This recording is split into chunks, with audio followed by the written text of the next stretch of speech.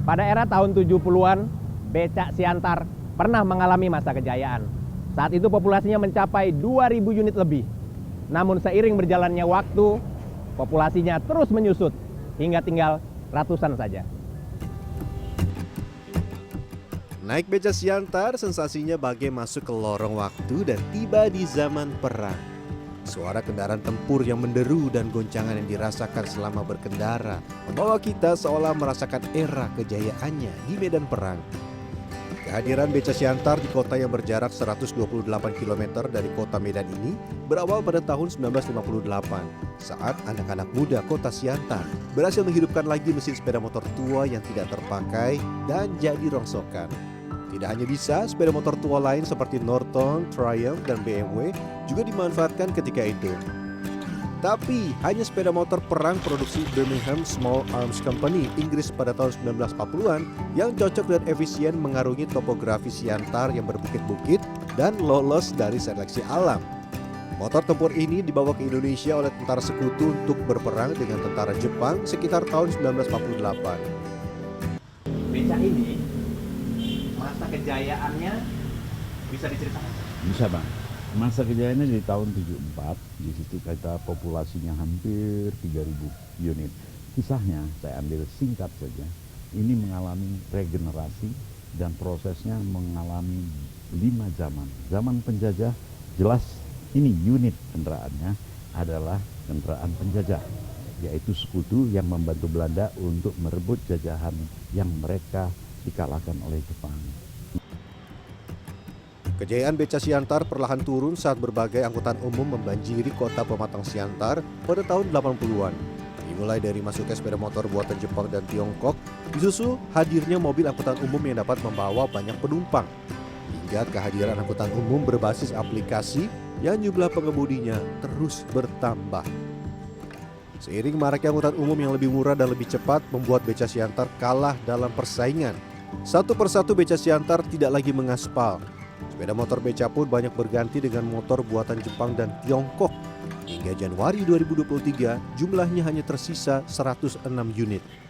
Ya cuman saya bilang ya, dulu memang beca saya bolak-balik ganti dari 500, 3,5 sampai yang 56. Lama-kelamaan saya kan jualan nggak terurus, udah biarkan gitu aja sampai karatan sampai apa, perbaiki, terkendala saya jualan, sekarang anak sekolah. Pada puncak kejayaannya, beca Siantar bermesin motor gede dapat dijumpai di setiap pangkalan dan sudut kota Siantar. Namun kini beca Siantar hanya bisa ditemui di 3 pangkalan kawasan Pasar Horas, pasar tradisional terbesar di kota Siantar, yaitu di Jalan Surabaya, Jalan Diponegoro, dan Jalan Merdeka. Sebagian besar pelanggan beca Siantar adalah orang tua, sementara kaum milenial lebih memilih angkutan online. Ya, selalu saya naik beca. Si Iwan lah tukang becaknya. Kenapa memilih beca Siantar Bu daripada yang lain? Lebih dekat, tempat kita dekat di sini. Langsung naik, langsung jadi, langsung berangkat. Nyaman mana Bu naik beca Siantar sama yang lain? Oh nyaman, Siantar punya nyaman. Kayaknya udah jarang sih gunainnya. Mungkin karena harganya mungkin ya, karena kayaknya lebih kita nyari yang hemat ya kan, yang cocok di kantong. Paling angkot.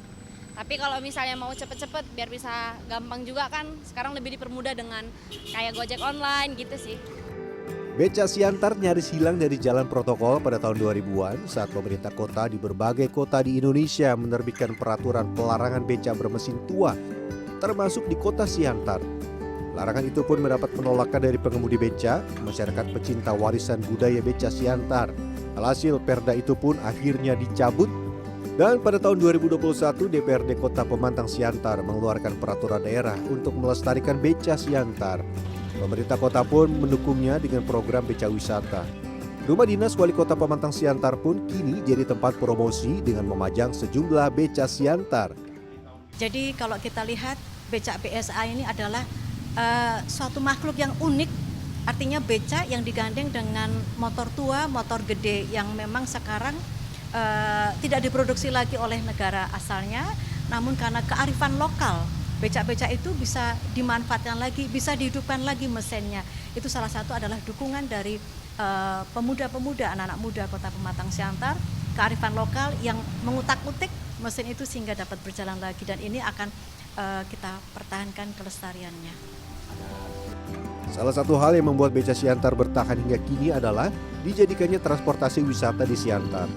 Wisatawan lokal dan mancanegara dapat menikmati perjalanan keliling kota peraih penghargaan Piala Wahana Tata Nugraha pada tahun 1996 ini menuju destinasi wisata sejarah, kuliner, dan religi dengan menumpang beca Siantar. Perjuangan beca era perang ini belum usai. Tutupnya pabrik pembuat motor antik BSA di Inggris membuat suku cadang dan mekanik tidak ada lagi.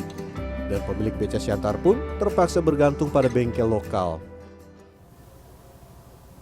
Bengkel ini adalah industri lokal tempat merawat dan memperbaiki becak BSA Siantar, sehingga jadi ujung tombak pelestarian sekaligus dapat mempertahankan becak Siantar mengaspal di kota wisata ini. Salah satunya adalah bengkel Leo di Jalan Rakuta Sembiring, Kota Siantar.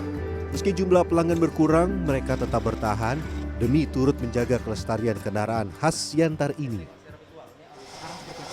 Dulu waktu 5 tahun yang lalu, satu hari itu bisa sampai 10 unit. Sekarang, 1 bulan itu 10 unit itu. Karena itu tadi saya bilang tadi masalah tuntutan zaman nih, banyak yang dijuali gitu. Jadi dijual harganya agak tinggi, dia beli juga BSA, tapi BSA-nya itu nggak sanggup lah dia beli lagi. Merujuk Undang-Undang Nomor 5 Tahun 1992, beca motor Siantar masuk kategori cagar budaya benda bergerak. Namun kepungan berbagai jenis angkutan umum modern jadi tantangan dalam melestarikan beca Siantar agar dapat dinikmati hingga anak cucu kita. Agus Supratman, Ayat Sudrajat, Pematang Siantar, Sumatera Utara.